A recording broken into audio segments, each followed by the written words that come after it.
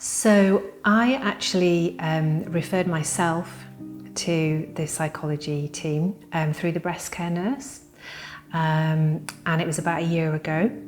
So I had breast cancer in 2019 and had a lumpectomy and then mastectomy after that, and then I had chemotherapy and radiotherapy treatment, which I finished towards the end of 2019 and managed reasonably well, or so I thought, during that time to cope with kind of all the things that were being thrown at me.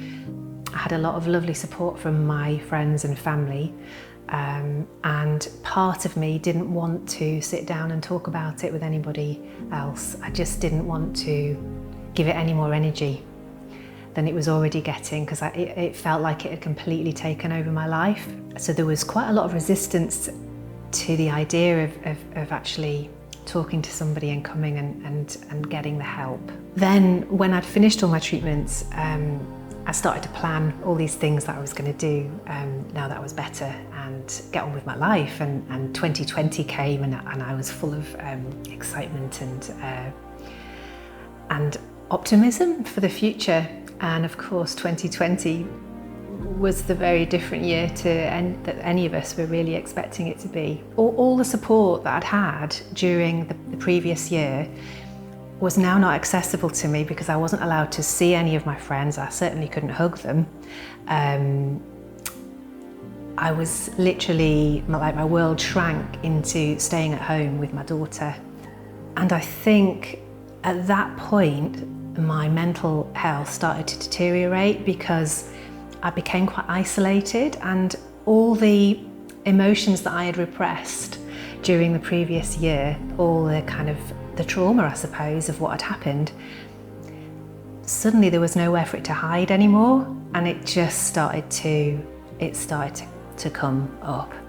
I suppose in my head I had thought, once you have your reconstruction surgery, you'll feel like yourself again. It'll just magically go back to the way it was before, and you'll look at yourself in the mirror and you'll see you again, and you'll just feel differently. You'll feel better, and it didn't really work like that at all for me. I mean, it was absolutely wonderful what they did. You know, it was. I feel very, very, very lucky and very blessed that I was able to have the reconstruction surgery, but it didn't fix what was going on in my head. It fixed the physical part of me that needed reconstructing.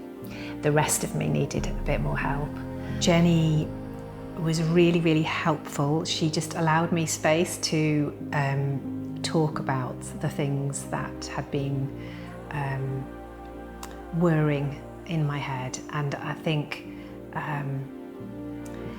the thoughts had kind of almost got out of control, really, I think, for me. And I hadn't realised quite how much that was happening until I spoke to Jenny. So she encouraged me to keep going with all the things that I'd been doing during my treatment. So I've always been quite interested in, like, meditation and yoga and relaxation and swimming and things to help me with my own well-being and to help me cope with stress. And that had worked really well to a certain point.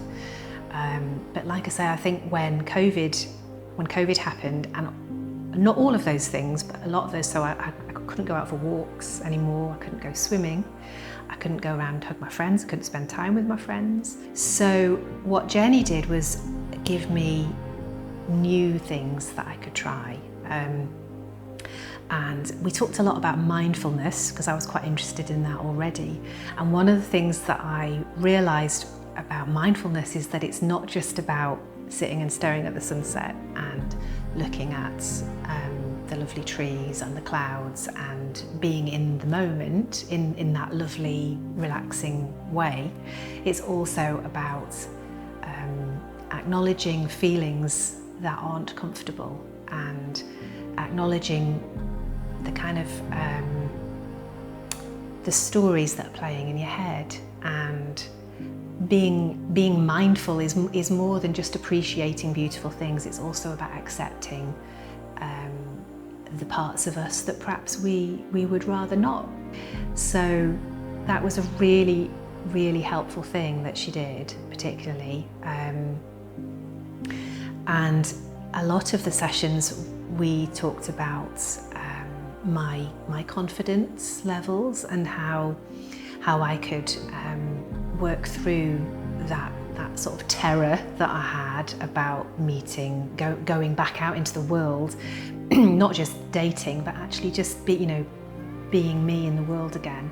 I would say, come when you're ready, that there's no rush, that you can come to this at the point that you feel like you will benefit from it, and that there's a whole host of kind of tools that are available for you if you want to explore them, and that not to be put off by the fact that it's done through the hospital, because it isn't as clinical as you might think it will be, and that when you're ready it will really help, but it doesn't necessarily, it's not like a prescription that you can write out for everyone, is it? Because we're all different, and we all experience things differently, and everyone's treatment is different. We all have other things in our lives as well as the health stuff that we're having to sort through, and everyone's head is their own place, but there is support if you need it, and just don't be afraid to ask.